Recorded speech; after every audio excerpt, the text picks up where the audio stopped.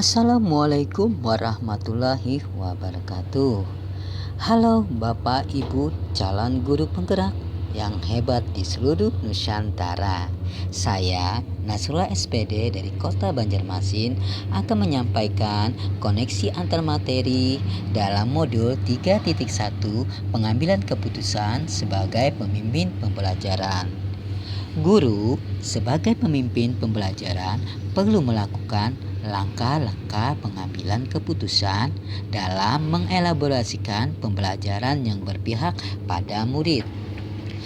Keputusan guru sebagai pemimpin pembelajaran haruslah sesuai dengan arah dan tujuan pembelajaran. Kita lihat lagi sistem Among. Yang pertama, bersendi pada kodrat alam dan kodrat zaman serta merdeka belajar. Yang kedua, berdasarkan pada silih, asah, asuh, dan asih. Kita akan kembali ke filosofi Ki Hajar Dewantara. Yang pertama ada ing ngaso sung tolodo. Pemimpin atau kita sebagai guru memberikan contoh yang baik kepada muridnya. Yang kedua ing madya mangun karso, itu pemimpin atau guru bekerjasama dengan muridnya. Yang ketiga tuturi handayani, pemimpin atau seorang guru memberikan kesempatan muridnya untuk berkembang atau yang disebut dengan motivator. Dalam kehidupan akan ada nilai kebijakan dasar yang bertentangan dengan teori dan peraturan seperti kasih sayang, kebenaran, dan keadilan. Nilai-nilai dan prinsip dalam diri sangat berpengaruh terhadap pengambilan keputusan, seperti nilai keyakinan, kesetiaan, kepedulian, kejujuran, dan tanggung jawab. Nah, dalam nilai dan peran guru penggerak itu sangat penting. Ada beberapa nilai dan peran guru penggerak. Yang pertama, mandiri. Yang kedua, kreatif. Yang ketiga, inovatif. Yang keempat, kolaboratif. Yang kelima, reflektif.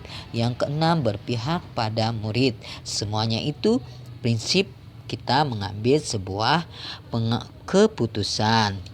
Nah, di dalam pengambil keputusan biasanya kita akan mengacu pada yang namanya coaching.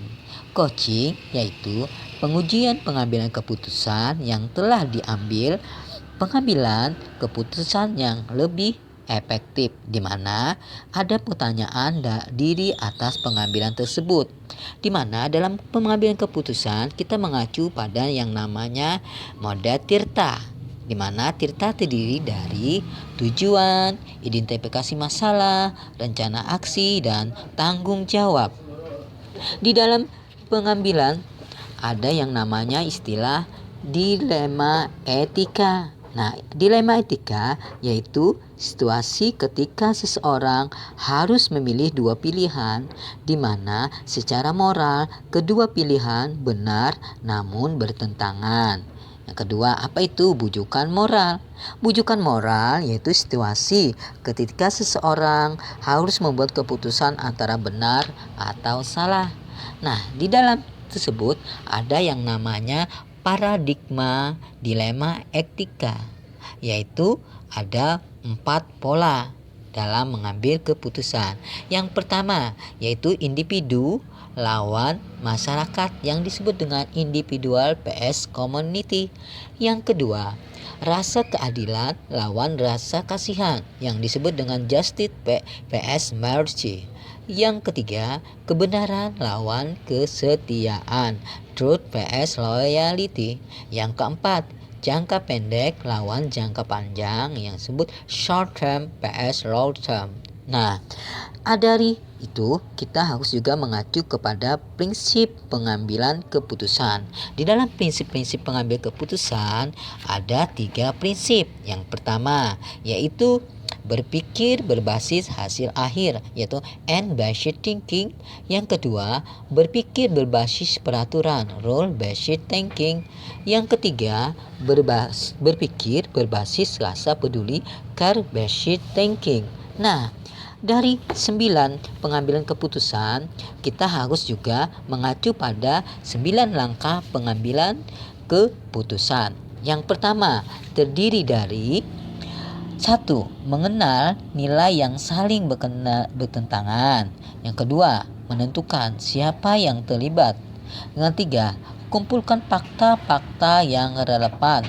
Yang keempat, pengujian benar atau salah. Yang kelima, pengujian paradigma benar lawan benar. Yang keenam, melakukan prinsip resolusi. Yang ketujuh, investigasi opsi trilema. Yang kedelapan, buat keputusan.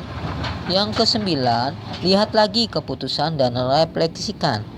Dalam pengambilan keputusan yang akan berpihak kepada murid, yaitu merdeka belajar, terciptanya lingkungan yang positif, kondusif, dan aman dan nyaman. Nah, di dalam kesulitan yang dialami dalam pengambilan keputusan, ada yang 3 yang berpengaruh. Yang pertama, pengaruh nilai dan budaya masyarakat sekitar. Yang kedua, perbedaan persepsi warga sekolah. Yang ketiga, dihadapkan dengan kasus dilema etika. Seorang pemimpin pembelajaran dalam pengambil keputusan dapat mempengaruhi kehidupan dan masa depan murid-muridnya, karena pengambilan keputusan harus tepat.